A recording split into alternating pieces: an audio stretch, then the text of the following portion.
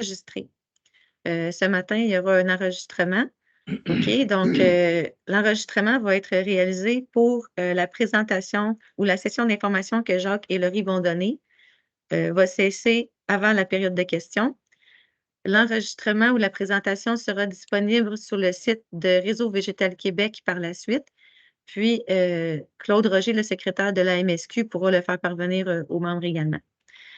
Fait que sans plus tarder, j'aimerais peut-être passer la parole à Jacques. Merci beaucoup d'être présent aujourd'hui. C'est un grand plaisir de te revoir finalement. Puis, je pense qu'on a les oreilles attentives. Est-ce que tu vas vouloir nous parler ce matin? Super. Ben, merci beaucoup, Annie. Merci pour l'organisation. Vous voyez mon PowerPoint Oui. affiché? Super. Ben, bonjour tout le monde. Je suis très content là, d'être avec vous aujourd'hui, accompagné de ma collègue Laurie Bush. Donc aujourd'hui, on va prendre le temps là, de démêler tout ça avec vous. Écoutez, c'est nouveau, c'est normal. On est là pour vous expliquer tout ça, puis on va répondre à vos questions à la fin là, sans problème. Je salue tout le monde. J'ai reconnu quelques visages. Donc, bonjour à ceux que je connais et qui me connaissent. Bonjour aussi à ceux qui ne me connaissent pas. Comme Annie le mentionnait très bien, je m'appelle Jacques Fadous. Je suis agronome à la division des pesticides. C'est moi qui m'occupe là, au niveau du secteur agricole. Puis, je suis accompagné là, de ma collègue Laurie Bush, qui est conseillère à l'application de la loi au bureau du support opérationnel et des sanctions administratives pécuniaires. Donc, ça va nous faire plaisir aujourd'hui là, de vous parler des nouvelles exigences réglementaires et de la loi que vous avez entendue, la loi 102, là, qui a été adoptée il y a déjà quelques années. On va faire un survol de tout ça. Je vais vous mettre en contexte sur c'est quoi qui s'est passé dans les dernières années, les derniers mois. Par la suite, on va y aller avec plus profondément au niveau des exigences réglementaires, qu'est-ce qui va s'appliquer, puis qu'est-ce qui s'applique maintenant. Puis finalement, on va survoler aussi là, le renforcement du respect de la réglementation. Avant de continuer, avant de commencer, euh, permettez-moi juste de vous rappeler qu'aujourd'hui, notre objectif, c'est de vous informer. Donc, on veut vous passer le message, vous donner les explications pour que ce soit plus clair, que ce soit plus compréhensible. Donc, aujourd'hui, on n'est pas là pour débattre, on n'est pas là pour commenter les projets de loi, les projets de règlement, les exigences réglementaires qui vont être mises en œuvre. Donc, l'objectif aujourd'hui, c'est vraiment de vous informer, de vous donner la bonne information, puis d'être le plus précis possible. Donc, sans plus tarder, je vous ramène en avril-mai 2022. Donc, pour ceux qui l'ont entendu, on a travaillé sur un projet de loi qui s'appelait le PL 102, le projet de loi 102, qui a été adopté là, au cours de l'année 2022. Vous avez à l'écran les principales modifications qui ont été faites. C'est essentiellement des pouvoirs additionnels qui ont été ajoutés là, au sein du gouvernement, au sein du ministère. Premièrement, il y a eu l'ajout des semences enrobées de pesticides à la définition de pesticides. Donc, ça, c'était là, un concept qui était absent de notre définition. On l'a toujours eu en tête, on l'a toujours eu à l'œil. Vous connaissez d'ailleurs les semences enrobées de néonicotinoïdes qui étaient visées depuis 2018 à la réglementation là, pour la justification prescription notamment. Donc, c'est toujours quelque chose qu'on avait dans nos cartons, mais maintenant, il fallait l'introduire à la définition de pesticides. Euh, donc, à ce moment-là, là, on a fait cet ajout au courant de l'année 2022. Il y a eu aussi l'ajout de possibilités de mettre en place des formations, la réussite d'une formation continue conditionnelle au renouvellement d'un certificat. Donc, pour les certifiés qui vont vouloir renouveler leur permis ou leur certificat, en fait, ben, il va avoir, ben, c'est par loi, donc il faut que ça passe par règlement par la suite. Donc, on a le pouvoir de le faire, mais ce n'est pas encore obligatoire pour toutes les certifications. Je m'excuse, Jacques, juste une Oui. question. Il y a quelqu'un, il y a un membre qui a levé la main pour une question. Est-ce que les questions, c'est tu sais, au cours de la présentation ou Ouais, excusez-moi, c'est Bon, que moi, à mon bout, je vois une diapo blanche. OK. OK. Je crois ne pas être le seul à voir ça. Hmm. Je vais aller voir On dans va les ré- conversations. Je Toi, ne tu vois la pas de vois, Annie? diapositive. Ben moi, oui, mais là, c'est vrai que Gabrielle aussi, elle a dit ça, puis Luc OK. aussi a dit ça. Il y en a quand même plusieurs qui ne voient pas la présentation, là. Fait que Regardez, je vais l'arrêter puis je vais la recommencer. j'ai peut-être écrit, mais merci, Jérôme, là, d'avoir commenté ça. Je l'avais pas vu dans le chat. Est-ce que Merci de nous le quand tu vas dire, la ouais. recommencer, est-ce que c'est possible de juste comme écrire dans le chat si vous la voyez? Oh, si c'est bien. Mhm. Est-ce que c'est mieux?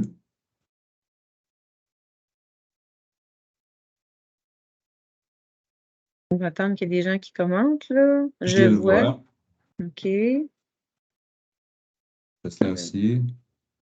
Non, toujours juste slide blanche. C'est bizarre, Ok. hein, qu'il y en a des gens qui voient puis d'autres qui voient pas parce que. Ceux qui ne voient pas Annie, là, ça semble peut-être plus concentré dans la même compagnie. Mais Ah moi, ouais? je vois. Ah. Puis je suis dans la même compagnie. OK. Ah bon. Merci, Magali. Les premières slides, on les voit correctes. Puis reviens à la slide numéro 3. Non, c'est blanc. C'est vraiment Ok. bizarre. Puis mettons, si tu fais la slide 4, Jacques, peut-tu voir si si ça persiste ou si c'est juste la slide 3 qui est problématique? Ça. Si tu changes la slide pour la prochaine, est-ce que Luc, tu la vois, celle-là? Oui, 4 est correct. Donc, continuez, là. C'est correct. C'est vraiment bizarre. Ben oui, hein? C'est vraiment bizarre, effectivement.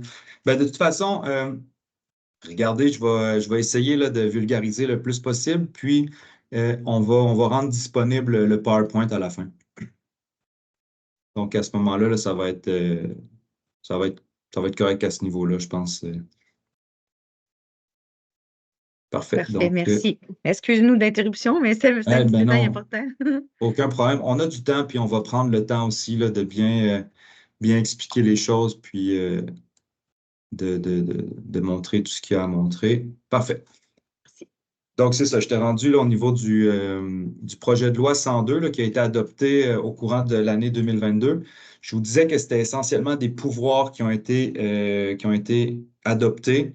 Donc, concrètement, ces pouvoirs-là doivent passer par règlement pour qu'ils soient appliqués sur le terrain. Donc, au niveau de la loi 102, je vous fais vraiment une introduction. Ce qui va vous toucher plus particulièrement, ça va être ce qui rentre dans la réglementation. Donc, c'est le prochain volet que je vais aborder. Mais je veux juste faire un survol sur les pouvoirs là, qui ont été adoptés lors de l'année 2022. Donc, je parlais qu'il y a la possibilité d'introduire l'exigence de la formation continue pour le renouvellement de certificats. Ensuite, il y a la possibilité de recourir par règlement à des instruments économiques, donc la possibilité d'instaurer, par exemple, une redevance, l'encadrement par règlement de la possession de pesticides, la gestion des déchets de pesticides, donc on parle de restants de bouillie, on parle de eau de lavage, des équipements de pulvérisation, etc. Donc, ça nous permet de réfléchir à des concepts qui pourraient permettre de la gestion de ces déchets-là. La révision périodique des ingrédients actifs qui sont visés par la réglementation, donc qui sont nommés dans nos règlements. L'introduction de sanctions administratives pécuniaires, donc aller donner plus de mordant à nos règlements, si je peux me permettre, puis la révision de notre régime pénal. Ça, c'est ce qui a été adopté au niveau du projet de loi. Maintenant, les récentes modifications réglementaires, c'est ce que vous avez entendu là, récemment au niveau de l'omnibus réglementaire qui est passé là, au courant de l'année 2023. Donc, ça donne suite à ces modifications législatives qui ont eu lieu en 2022. Donc, on vient viser essentiellement le milieu urbain, mais il y a aussi une portion agricole qui a été modifiée, puis une partie au niveau des ventes également. On donne suite aussi aux actions du cadre d'intervention. On avait plusieurs actions là, de 2020 à 2022 qui étaient de réfléchir et de réviser certaines actions qui qui étaient en lien, par exemple, avec la stratégie sur les pesticides, en lien aussi avec des recommandations qui ont été formulées lors de la CAPERN, des recommandations du vérificateur général du Québec. Puis on a également tenu compte des recommandations du comité de suivi sur la justification prescription agronomique, ainsi que le comité consultatif. Donc, il y a plusieurs membres, je crois même aujourd'hui, qui étaient présents sur ces deux comités. Donc, à ce moment-là, là, on a tenu compte là, des commentaires et des recommandations aussi de ces comités-là. Il faut ensuite aussi à des constats qu'on a effectués au ministère, grâce notamment au suivi dans l'environnement, grâce aussi aux récentes études scientifiques, etc. Ce qu'il faut garder en tête durant la présentation, je vais vous nommer trois dates. Ces 3 dates qui sont à retenir, c'est les dates de mise en œuvre de certaines exigences. J'ai quelqu'un qui devrait fermer son micro, je crois. Je vais le faire. C'est Tania, peut-être? Ah, que c'est fermé maintenant. C'est bon, j'ai réussi à le faire. Parfait. Donc, gardez en tête qu'il y a 3 dates qu'on va parler aujourd'hui, 3 dates à retenir. C'est une entrée en vigueur qui je pourrais appeler progressive. Excellent. Donc, on va commencer là, avec ce qui vous touche le plus directement, c'est les modifications en lien avec les semences enrobées de pesticides. Alors, les principales modifications vont rentrer en vigueur à partir du 1er janvier 2025. Ce qui est annoncé, ça a été réfléchi durant le cadre d'intervention pour une gestion responsable des pesticides. Donc, depuis 2020, on a quand même affiché nos couleurs pour dire qu'on allait regarder et réviser là, l'élargissement de la réglementation aux semences enrobées de pesticides et l'élargissement de la justification de prescription. Donc, pour faire un bref survol, vous vous rappelez que ce qui était classé pour les semences, c'était les semences de 8 cultures enrobées de 3 néonicotinoïdes. Donc, ça, c'était ce qui était en cours, ce qui est encore aujourd'hui en vigueur. Mais à partir du 1er janvier 2025, la classe 3A, donc la classe des semences enrobées de néonicotinoïdes, va être élargie à la classe, à tous les insecticides. Donc, tous les insecticides qui enrobent les semences de 8 cultures vont être classés dans la classe 3A. Puis, il va y avoir la création, l'ajout d'une classe 3B qui va être à ce moment-là les semences des mêmes 8 cultures, mais cette fois-ci enrobées de fongicides ou de biopesticides. Donc, je vous ai inscrit quelques exemples. Une semence de maïs, par exemple, qui est traitée avec un chlorantraniliprole, par exemple. Donc, elle va être directement classée en 3A. Une semence enrobée de Rancona, par exemple, seulement du fongicide. Donc, à ce moment-là, elle va passer en classe 3B. Ce que ça implique, donc, pour la classe 3A, en fait, pour toutes les classes de pesticides, il va y avoir les distances d'éloignement puis les exigences de base de tous les pesticides. Donc, la classe 3A et la classe 3B vont devoir, là, pour pouvoir les mettre en terre, vont devoir respecter des distances d'éloignement des cours d'eau, des lacs, rivières, milieux humides. Les utilisateurs vont devoir avoir un permis ou un certificat. Donc, dans le cas d'une application à forfait, l'entreprise doit avoir un permis C8 et un applicateur certifié CD8. Pour les agriculteurs, ils vont devoir avoir le certificat E1 ou E2. Également, pour ces mêmes semences enrobées de pesticides, classe 3A, classe 3B, vont devoir être inscrites au registre d'achat pour les forfaitaires et registre d'utilisation de pesticides pour forfaitaires et pour les agriculteurs. Pour pouvoir les utiliser, bien entendu, pour pouvoir les acheter, il va falloir avoir une justification et une prescription agronomique pour la classe 3A seulement. Donc, j'ai écrit classe 3A élargie pour qu'on comprenne bien la nuance entre 1er janvier 2025 et avant le 1er janvier 2025. Donc, on passe d'une classe qui comportait seulement les néonicotinoïdes enrobant les 8 cultures à tous les insecticides enrobant les 8 cultures. Donc, on vient comprendre la nuance ici. Ça reste la même classe, c'est la classe 3A. C'est la classe qui est visée par la justification de prescription agronomique pour les semences enrobées d'insecticides.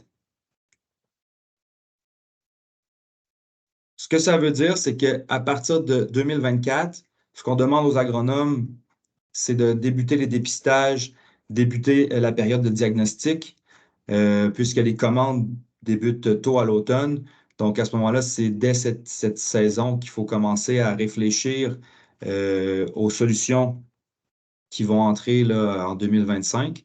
Puis en 2025, à partir du 1er janvier, l'exigence de la prescription va rentrer en vigueur. Donc, pour pouvoir acheter la semence, il faudra présenter une prescription. Pour pouvoir mettre en terre ces semences-là, il va falloir avoir en main la justification agronomique. Pour les semences enrobées d'insecticides, toujours. Jacques, juste une question. Donc, Ouais.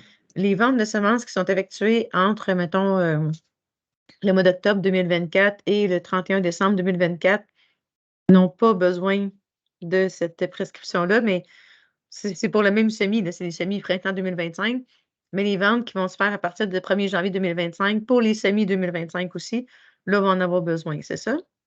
Exact. Dans le fond, faut aussi, ça c'est dans la gestion de chaque entreprise, mais il faut comprendre que si la vente est conclue en 2025, ça va prendre une prescription. Donc, la prise en charge de la semence, etc., ça prend une prescription. La mise en terre, ça va prendre une justification. Donc, s'il y a des entreprises qui vendent et livrent en 2024, à ce moment-là, effectivement, la prescription, ça rentre en vigueur le 1er janvier 2025. Mais je pense que généralement, ce que j'ai compris, moi, au niveau de la déclaration des ventes, c'est que à l'automne, vous me corrigerez si je me trompe, mais à l'automne, c'est souvent des commandes qui sont effectuées, puis la vente est conclue plutôt là, durant l'hiver puis au printemps. Oui, effectivement, parce que la vente se fait quand la livraison arrive, là. Il y a Exact. Éric Dionne qui aurait Oui. peut-être une question, Jacques, pour toi. Oui, Jacques, oui, donc oui. la Oui, allez. subtilité dans ça, c'est que pour continuer d'opérer en 2025, il faut qu'on commence déjà cette année à monter les fichiers clients, diagnostic, dépistage. Donc, il ne faut pas attendre à l'an prochain pour commencer à faire de quoi. Surtout sur le Exact. nombre d'ancrages, on parle de près d'1 million d'acres au Québec là, de maïs. Là. Donc, si on attend la dernière minute, on risque d'avoir un engorgement ou certains défis. Là. C'est exact. Il faut commencer, là, effectivement. Très bon point, très bon commentaire. Ouais. C'est pour ça aussi qu'on n'a pas voulu rentrer cette nouvelle exigence dès la sortie dès l'adoption du nouveau règlement. On voulait laisser 2 ans pour laisser les agriculteurs, laisser le marché s'adapter à ces nouvelles exigences-là. Mais effectivement, il faut commencer là, dès cette saison. Est-ce qu'on peut prendre un commentaire de Philippe ou de Philippe, Jacques? Oui. Ça sera le dernier. Après ça, on va garder OK, ça on pour va la fin. continuer. Oui. OK. Parfait. Ben, excusez, juste pour éclaircir, juste pour être certain qu'on était là-dedans, là, c'est vraiment la semence n'a pas besoin d'être livrée chez le producteur avant le 1er janvier. Juste la commande doit être prise avant le 1er janvier, mais elle n'a pas besoin d'être livrée. C'est ça? C'est une bonne question. En fait, c'est que pour pouvoir avoir la semence, si on veut, il faut que la vente soit conclue. Pour que la vente soit conclue, ça va prendre une justification agronomique à partir du 1er janvier 2025. Donc, si la vente est conclue en 2024, à ce moment-là, il n'y a pas de prescription à avoir. Mais c'est vraiment au niveau de la conclusion de la vente, là. Généralement, c'est la livraison qui vient conclure la vente. Donc, c'est pour Ou ça le que. paiement. Ou le paiement. Mettons, le producteur paye sa semence avant le 31 décembre 2024, mais qui en prend possession juste au 28 février, mais ça reste qu'elle est déjà payée, elle lui appartient. Fait que dans le fond, c'est ça. Il faut juste préciser c'est quoi la conclusion de la vente ici, là, comme Magali mentionne aussi, là. C'est ça. Mais c'est ça. C'est que lorsque le paiement a été complété, c'est là que la vente est conclue, là. D'accord. Donc, c'est au paiement. Je parlais de livraison parce que je sais que dans la majorité des cas, je crois, c'est lors de la livraison, à ce moment-là, que la vente est conclue. Donc, Il ça livre, dépend après des ça, il entreprises. paye. Fait que c'est ça. C'est ça doit dépendre des entreprises, probablement, là. Ok. Donc, c'est vraiment là, lorsque la vente est conclue. Si la vente est conclue en 2025, ça va prendre une prescription. Si vous me dites que votre vente a été conclue en 2024, ben à ce moment-là, ça ne sera pas exigé, mais la justification sera exigée pour la mise en terre de la semence. Juste un dernier commentaire, peut-être. En fait, Jérôme demande, est-ce que c'est la date qui est sur la facture qui fait la foi de la vente? Mais dans le fond, il faut que le producteur ait payé ou la date de la facture, c'est ça? Il faut que ça soit payé, c'est ça. C'est la date de paiement. La date de paiement. Fait que la date de la facture, ça serait... toutes les factures émises avant le 31 décembre, ça serait correct. Sinon, c'est pas correct. S'ils sont pleinement payés, effectivement, là, ouais. OK, merci. Il faut que ça soit vérifiable et tout, là. Bon, là, tu vois, Tanguy, il dit, il faut vraiment éclaircir ce point car souvent les clients font des prépaiements avant le 31 décembre. Fait qu'il faudrait juste, peut-être à la fin, on va te laisser continuer la présentation, Oui. mais peut-être à la fin, on pourrait revenir là-dessus pour être certain qu'on a vraiment compris tout le monde la même chose. Excellent. Oui, on reviendra à la période de questions pour éclaircir ce point, mais c'est ça. Comme je vous dis, à ce moment-là, il faut que ça soit là, conclu, là. Mais je vous reviendrai plus tard, effectivement. D'accord. On garde ça en tête. Puis, donc, le résultat qui est attendu par le ministère avec cette nouvelle exigence-là, c'est qu'il y ait une réduction de l'usage systématique. On ne s'attend pas à ce qu'il y ait un switch du jour au lendemain vers des semences non enrobées d'insecticides ou non traitées aux pesticides, mais on s'attend à ce qu'il y ait une réduction. Puis, on veut quand même, en France, ça s'est fait, que des néonicotinoïdes enrobant les semences ont été interdites. Nous, on ne veut pas rentrer dans les interdictions complètes. On veut garder dans le coffre à outils des agronomes et des producteurs la majorité des solutions. Donc, c'est pour ça que nous, on ne rentre pas dans des interdictions complètes. On laisse disponibles ces semences-là dans le coffre à outils. Mais ce qu'on demande, c'est qu'il y ait une réflexion qui soit effectuée derrière tout ça, de briser le réflexe d'utilisation systématique. Donc, on veut briser le concept où on utilise la semence enrobée d'insecticides parce qu'on l'a toujours fait, puis parce que ça marche bien. On est rendu en 2024. On pense que cette pratique-là n'est pas durable. Donc, c'est pour ça qu'on veut avancer vers de la réflexion, vers de l'accompagnement professionnel. On veut s'assurer que les gens effectuent les bons réflexes en fonction de la réalité de leur terrain. Donc, ce n'est pas complètement interdit. Il y a la possibilité toujours d'utiliser ces semences-là. Toutefois, ce qu'on veut, c'est qu'il y ait une réflexion qui soit entamée. On veut qu'il y ait une recherche de solutions alternatives pour permettre d'utiliser le pesticide ou la semence enrobée de pesticides, d'insecticides, lorsque nécessaire seulement. Donc, c'est pour ça là, qu'on s'attend à avoir une réduction, puis on s'attend à ce que les réflexions là, soient bien entamées. On veut aussi sensibiliser les producteurs, les agriculteurs, les utilisateurs aux risques associés à l'utilisation puis à la manipulation de ces semences. Souvent, plus qu'autrement, c'est considéré comme une semence. Donc, on oublie la portion enrobage de pesticides. Puis ça, on l'a vu souvent sur le terrain. J'en ai vu beaucoup venir manipuler les semences à main nue, pas se laver les mains après. Vous voyez ce que je veux dire? Donc, à ce moment-là, puis je le comprends, ça a plus l'air d'une semence que d'un pesticide, on est tout à fait d'accord, mais il faut toujours garder en tête que la semence représente un risque parce qu'elle est enrobée d'un insecticide ou d'un fongicide qui ne sont pas nécessairement doux pour l'organisme. Donc, pour cette raison-là, on s'attend à ce que la nouvelle réglementation vienne allumer certaines lumières chez certaines personnes qui négligeaient peut-être le risque associé à l'utilisation de ces semences-là. Donc, autant au niveau des agronomes que des agriculteurs, que des vendeurs, les entreprises de vente, tout le marché à ce moment-là va pouvoir considérer la semence enrobée de pesticides comme étant quelque chose qu'il faut manipuler avec soin, avec prudence. Puis bien entendu, on s'attend à ce qu'il y ait une réduction de l'impact négatif sur l'environnement. On se rappelle des néonicotinoïdes qui avaient commencé par être fortement détectés dans les cours d'eau, puis finalement, dépassement de critères de vie aquatique chronique dans 100% des cas pour la majorité des néonicotinoïdes. Pour ce qui est du portrait des diamides, on remarque depuis quelques années une hausse importante de la détection dans les cours d'eau. On ne veut pas se rendre à un 100% de dépassement de critères de vie aquatique chronique. Donc, à ce moment-là, un peu pour cette raison qu'on prend les rênes rapidement, parce qu'on voit aujourd'hui que même si les néonicotinoïdes ont grandement diminué, sont encore très persistants dans l'environnement, on les détecte très fortement, puis on remarque encore des dépassements. Bien que ça s'améliore, on remarque encore des dépassements, puis on ne veut pas se retrouver avec un portrait similaire dans 2, 3, 5 ans.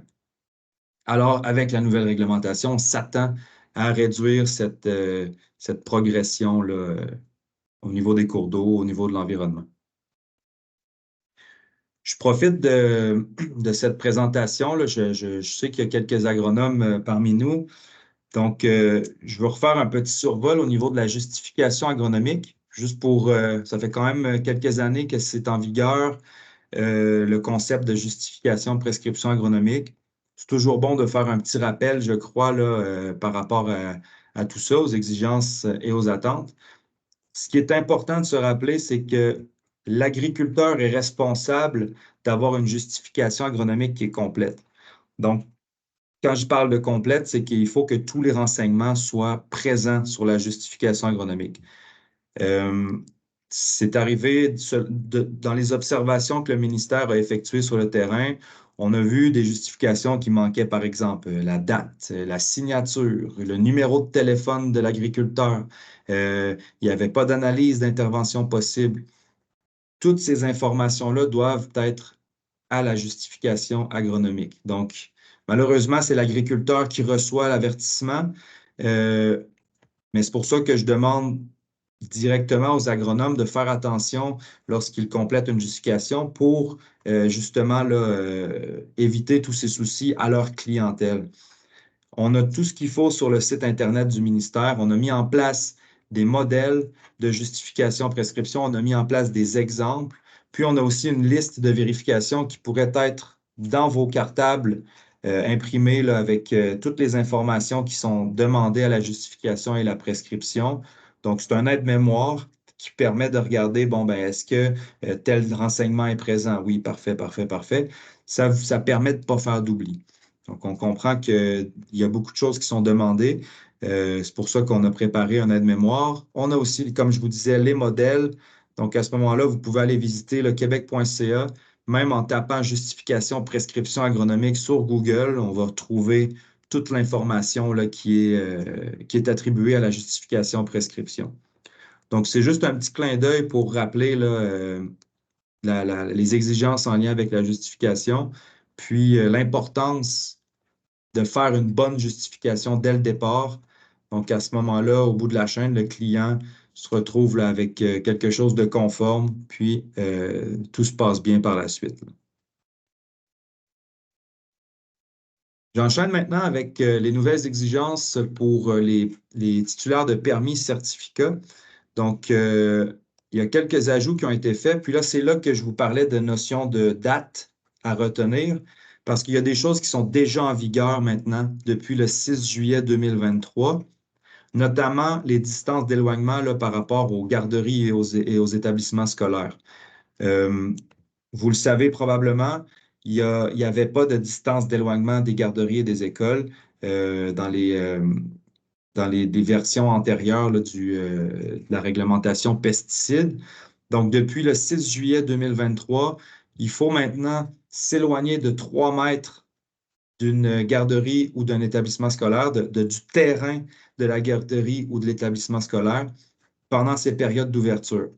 Donc, si le voisin de la parcelle, qui est une garderie ou une école, ouvre de 7 heures le matin à 17 heures le soir. Donc, pendant ces heures d'ouverture-là, l'application de pesticides ainsi que les semences 3A et 3B ne peuvent être appliquées à moins de 3 mètres de distance.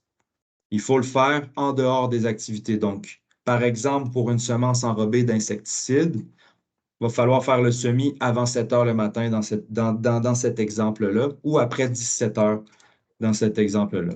Tout ça, c'est à partir de janvier 2025 pour la semence 3B. Pour la semence 3A, qui est les néonicotinoïdes actuellement, c'est déjà en vigueur. Par la suite, pour ce qui est d'une application par jet porté et jet pneumatique, on demande une distance de 30 mètres de la ligne de terrain d'une garderie ou d'un établissement scolaire. Puis ça, c'est en tout temps. On comprend pourquoi les risques de dérive sont plus élevés avec ces pulvérisateurs-là. Donc, à ce moment-là, c'est un 30 mètres qui est demandé en tout temps. Pour ce qui est de l'application par voie aérienne, c'est aussi en tout temps, puis c'est selon la hauteur de vol. On parle de 30 mètres lorsque la hauteur de vol est à moins de 5 mètres, puis on parle de 60 mètres lorsque la hauteur de vol est à plus de 5 mètres.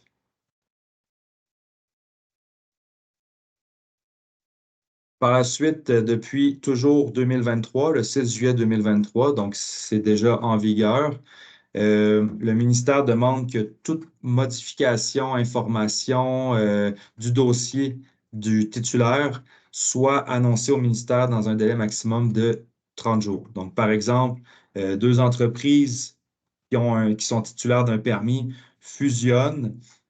Donc, à ce moment-là, l'entreprise a 30 jours pour annoncer au ministère là, ces changements. Pareil pour des changements d'adresse, changements de coordonnées, des ventes, des acquisitions d'entreprises. Donc, à ce moment-là, tout changement survenu dans le dossier doit être annoncé au ministère là, 30 jours maximum après le changement. Aussi, on demande que les formulaires qui sont présents sur le site Internet du ministère soient utilisés. Par exemple, la déclaration de vente de pesticides, puisqu'on a maintenant une prestation électronique de service, on demande que la déclaration soit faite via ce formulaire de déclaration. Aussi, ce qui va rentrer en vigueur à partir de 2024, donc le 6 juillet 2024, cet été, c'est le concept de possession qui entre en compte. Le concept de possession, c'est d'avoir en sa possession un pesticide dont le certificat ne permet pas la possession. Je pense par exemple à un pesticide destiné à un usage strictement en serre ne pourrait pas être détenu par un titulaire de permis E1 seulement. Donc, le producteur agricole qui a son certificat d'utilisation de pesticides en champ seulement ne pourrait pas détenir un pesticide d'usage en serre. On a fait des rappels, vous les avez sûrement vus passer cet été. On a fait un rappel par rapport à la tournée AgriRécup, donc qui était passée là, au courant de l'automne. Donc, à ce moment-là, AgriRécup là, est le bon moyen de se débarrasser des pesticides dont on n'est pas... on ne sera plus autorisé à les détenir à partir de 2024. L'organisme peut être contacté là, en tout temps pour avoir des détails. On peut aussi visiter le site Internet pour avoir les calendriers de ramassage, les points de dépôt, etc. J'imagine qu'à ce moment-là, là, vous savez déjà comment fonctionne le concept AgriRécup. C'est juste un petit rappel là, pour dire que c'est une solution pour se départir de ces pesticides-là.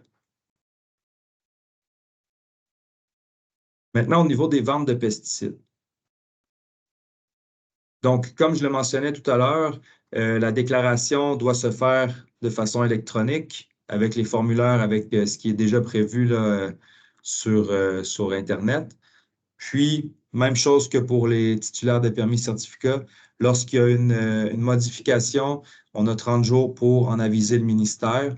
C'est pareil aussi pour la cessation d'activité. Donc, si une entreprise décide d'arrêter de vendre des pesticides ou décide tout simplement d'arrêter ses activités, il faut annoncer la modification maximum 30 jours après la cessation des activités.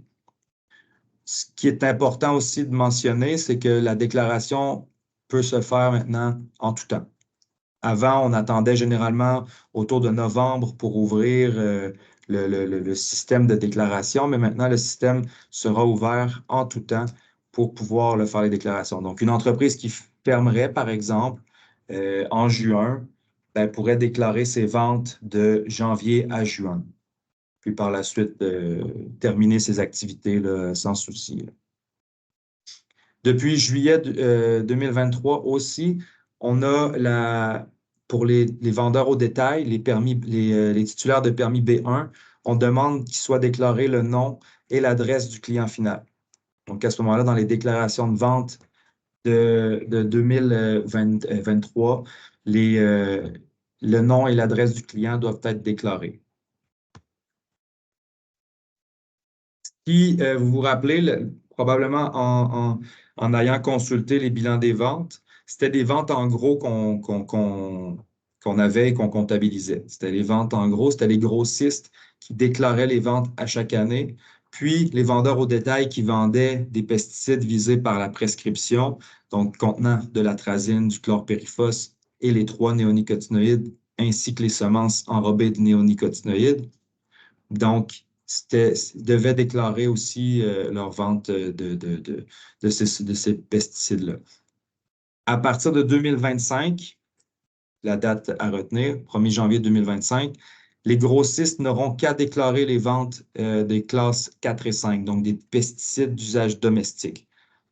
Puis les vendeurs au détail seront tenus là, de déclarer les ventes des pesticides de classe 1 à 3B. Donc, leurs ventes au détail devront être déclarées là, à partir de l'année 2025. Cette modification-là a été effectuée notamment parce qu'on veut produire un bilan des ventes plus précis, plus près de la réalité, sans aller chercher les registres d'utilisation de pesticides chez les agriculteurs. On comprend que les agriculteurs, on leur en met beaucoup sur les épaules. Donc, à ce moment-là, on sait que les vendeurs au détail ont déjà des registres de vente, ont déjà des systèmes pour la plupart qui sont rodés, qui sont prêts à faire des suivis, des comptabilisations et des déclarations. Donc, on pense que les vendeurs au détail sont les mieux outillés pour pouvoir nous déclarer ces ventes-là. Puis, c'est des ventes qui sont généralement destinées à l'utilisation. Donc, ça permet au public d'avoir une meilleure vue d'ensemble de ce qui se passe sur le terrain. Les ventes en gros étant des ventes très éloignées, on se rapproche un petit peu plus de l'utilisation grâce aux ventes au détail. Puis, vous l'avez sûrement entendu durant la Caperne, durant les différentes recommandations du vérificateur général, il nous a été demandé souvent de préciser le bilan des ventes, puis d'aller chercher l'utilisation sur le terrain. Donc, comme je vous disais, au niveau des registres d'utilisation des agriculteurs, on trouvait que ce n'était pas censé d'aller demander aux agriculteurs de nous déclarer leur registre d'utilisation. Vous comprendrez pourquoi. Donc, à partir de 2025, c'est les détaillants qui vont avoir à déclarer les ventes de pesticides de classe 1 à 3B.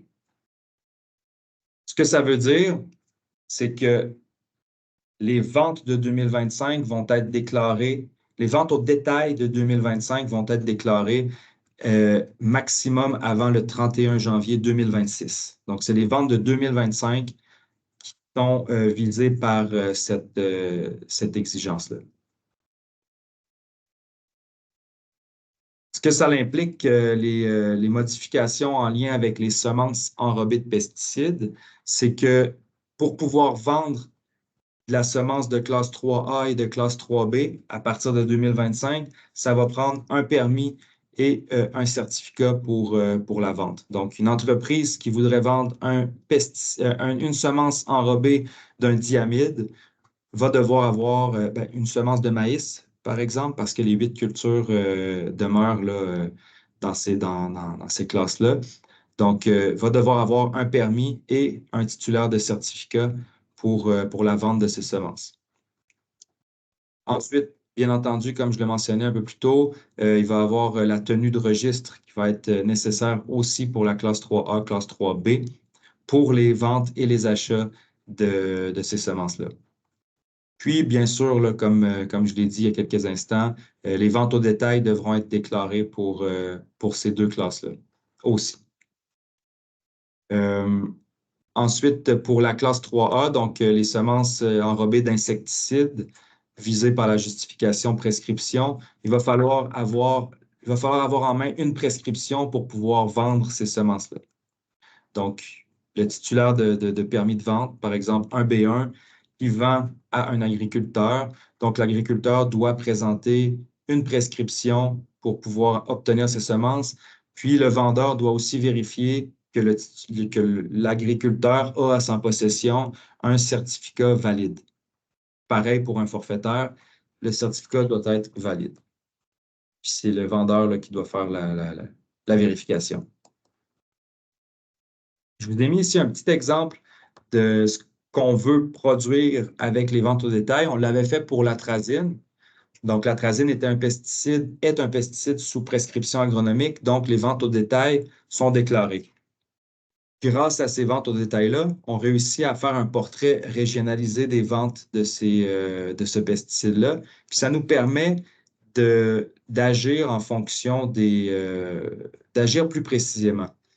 Le meilleur exemple que je pourrais donner, c'est au Saguenay-Lac-Saint-Jean. On s'est rendu compte, il me semble que c'était en 2019, on s'était rendu compte que le Saguenay-Lac-Saint-Jean avait une forte utilisation d'atrazine comparativement à ses superficies de maïs. On s'est posé des questions, on a adressé les questions et le constat aux différents partenaires du Saguenay-Lac-Saint-Jean, dont le MAPAC, par exemple, certaines entreprises de vente, les organismes de bassin versant. Puis, c'est après ces réflexions-là qu'on s'est aperçu qu'au Saguenay-Lac-Saint-Jean, ils utilisent beaucoup la technique de semis sous bâche plastique, donc sous film oxo-photodégradable, qui nécessite presque exactement l'utilisation d'atrazine. Donc, avec l'attribution de ce constat, les partenaires ont tout de suite commencé à réfléchir à des solutions alternatives à l'utilisation du plastique Samco ainsi qu'à l'utilisation d'atrazine.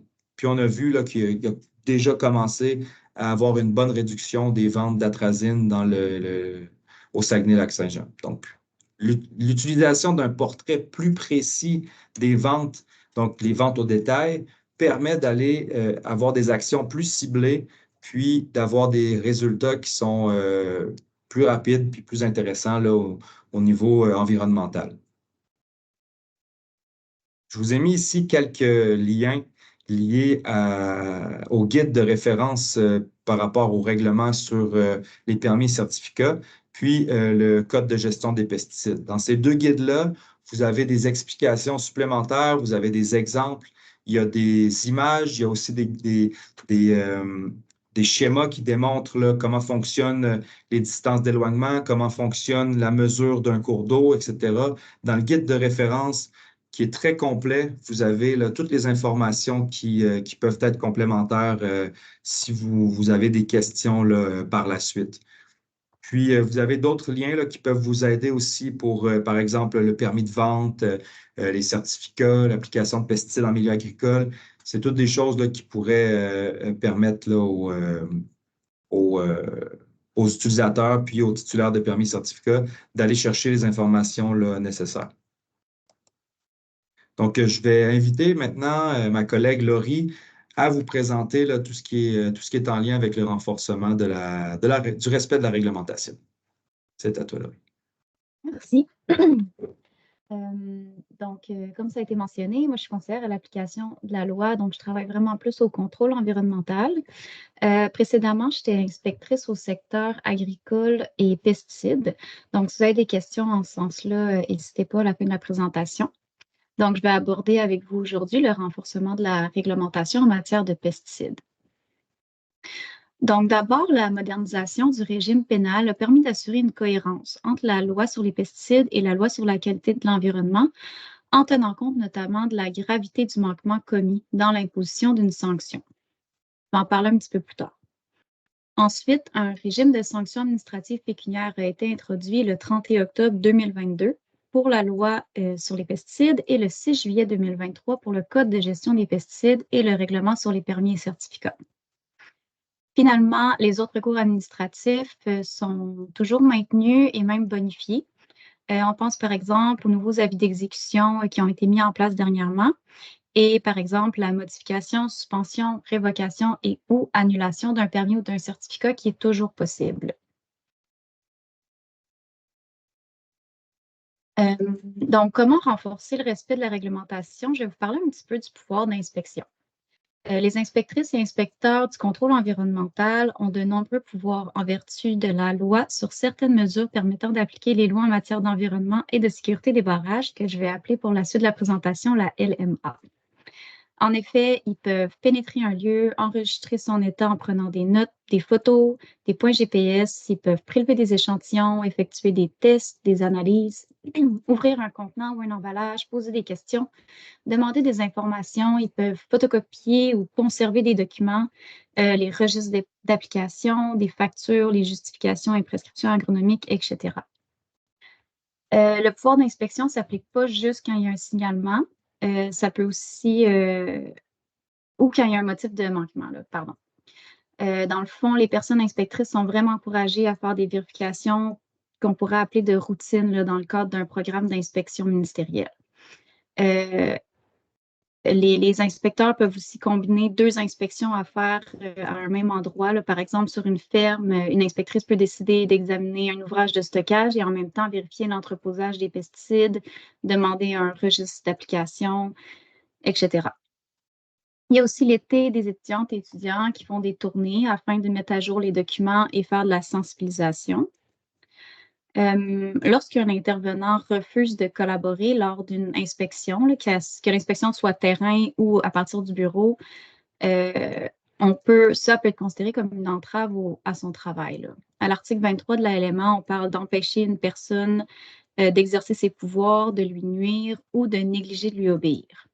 L'entrave, c'est un manquement qu'on considère comme étant de gravité modérée et qui peut mener à l'imposition d'une sanction administrative pécuniaire de 500 $ pour une personne physique et 2 500 $ pour les autres cas.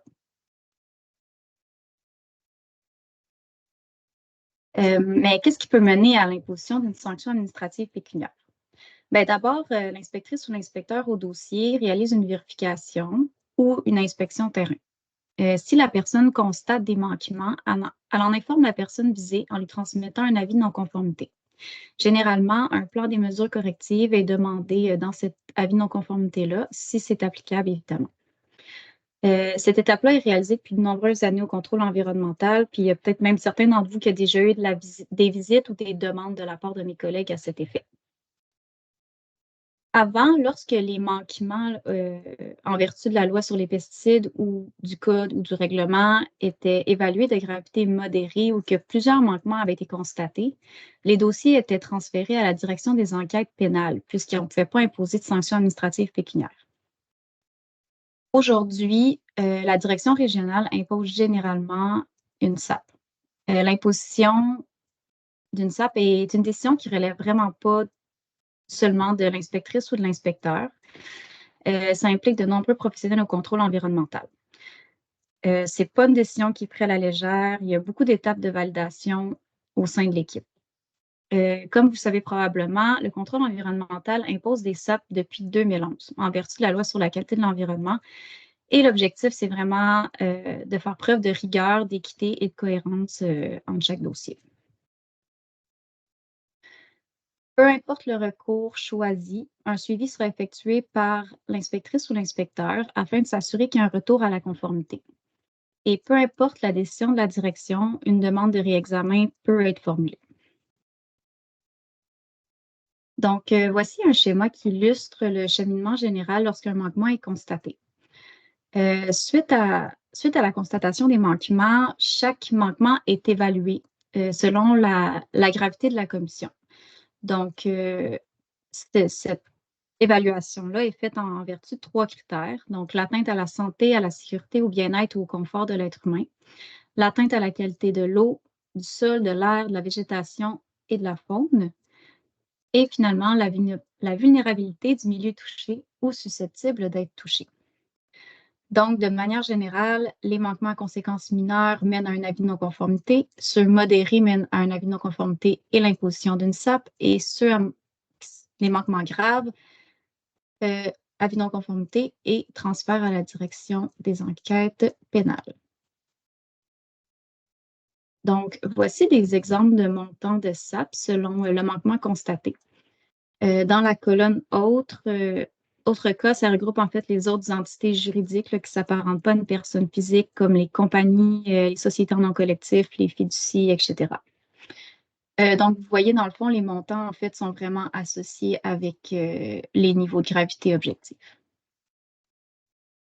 Ici, vous avez des exemples de sanctions lorsqu'un contrevenant est reconnu coupable par un juge d'une infraction à la loi sur les pesticides et ses règlements. Donc, ça, c'est un peu le bilan là, de l'enquête pénale. Et dans le fond, ces éléments-là, c'est vraiment fait avec une prépondérance de preuve. Là. Une preuve hors de tout doute, pardon. Oui, preuve hors de tout doute.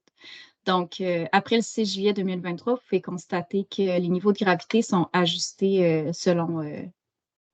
les montants sont ajustés au niveau du niveau de en fonction du niveau de gravité, tandis qu'avant juillet 2023, ces montants-là étaient à la discrétion du juge.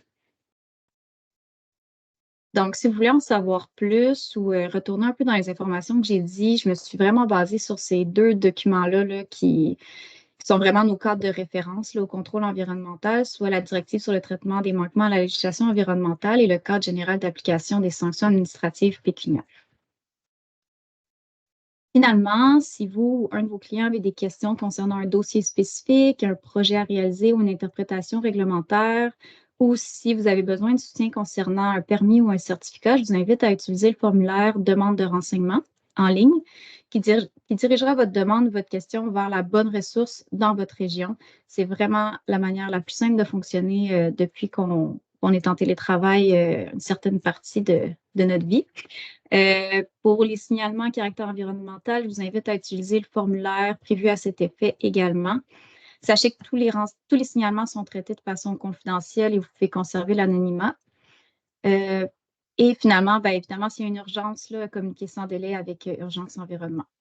Donc, merci beaucoup. Je repasse la balle à Jacques. Merci beaucoup, Laurie. Donc, pour conclure, c'est ça. Donc, ce qui va s'en venir prochainement en termes pas de modification, mais de révision. Le ministère, là, avec l'Ordre des agronomes, le MAPAC, on a des réflexions, puis on revisite les différentes grilles de référence en lien avec les semences enrobées de pesticides. Donc, la grille de référence et la ligne directrice sur les traitements de semences insecticides va être revisée afin de voir s'il y a des mises à jour qui sont à être effectuées. Donc, les travaux sont en cours. Vous allez avoir des nouvelles là, probablement là, prochainement. Pour les agronomes, ça va être annoncé dans l'Agro-Express assurément par rapport à s'il y a des mises à jour qui sont effectuées. Pareil aussi pour la grille de référence du plan de phytoprotection et de recommandation agronomique. Aussi, il va y avoir des travaux de révision à voir si des mises à jour sont à effectuer. On va mettre naturellement à jour nos modèles de justification prescription pour s'adapter aux nouvelles exigences en lien avec les semences enrobées d'insecticides. Donc, à ce moment-là, vous allez voir les nouvelles versions sous peu, mais reste que les versions actuelles sont aussi très bien conçues. Donc, vous pouvez les utiliser dès maintenant et sans problème. Puis, je vous avise aussi, là, vous le saviez probablement déjà, mais on travaille présentement au développement d'une nouvelle stratégie sur les pesticides. Donc, l'élaboration est en cours. Puis, certainement, les consultations vont venir prochainement. Vous allez être aussi appelé à contribution pour effectuer là, ce développement de la stratégie pesticides. Donc, moi, je vous remercie pour votre écoute. Je vous remercie aussi pour votre présence. C'est sûr que le contexte réglementaire, c'est toujours un sujet qui est pas facile nécessairement à comprendre, à démêler. Donc, nous, ça nous a fait plaisir aujourd'hui de vous clarifier le plus possible toutes ces nouveautés, ces nouvelles exigences. Puis j'espère qu'on a réussi là, à vous donner nos lumières pour comprendre davantage de tout ce qui se passe. Donc, Annie, on pourrait passer là, à la période de questions pour pouvoir regarder là, s'il reste encore des incompréhensions. Oh, c'est certain qu'il va en avoir, là, mais merci beaucoup à vous deux pour votre présentation. C'est bien apprécié. Ça fait Puis, plaisir. ben écoute, je ne veux pas être irritant, mais je serais curieuse qu'on en discute, genre peut-être de la prochaine stratégie des pesticides, éventuellement, là, pour voir tu sais, qui pourrait être interpellé là-dedans puis de quoi il s'agit. Mais il y a des questions certainement, fait qu'il y a des mains levées. Juste une question dans le chat rapide. Peut-on avoir une copie des diapositives? Donc, on avait dit que la présentation était enregistrée, mais pour quelqu'un qui voudrait simplement avoir accès aux slides de diapositives, est-ce que ça, c'est possible de le partager? Oui, oui, oui, oui, je vais te partager la version à envoyer aux membres. Oui, sans problème. OK. Bon, ben, merci beaucoup. Fait que ça, c'est parfait. On s'assurera de faire le partage. Je pense que tu avais mentionné que tu voulais qu'on cesse l'enregistrement à ce stade-ci. Donc, Ah oui, on peut cesser, oui, je effectivement. vais juste arrêter l'enregistrement. Parfait.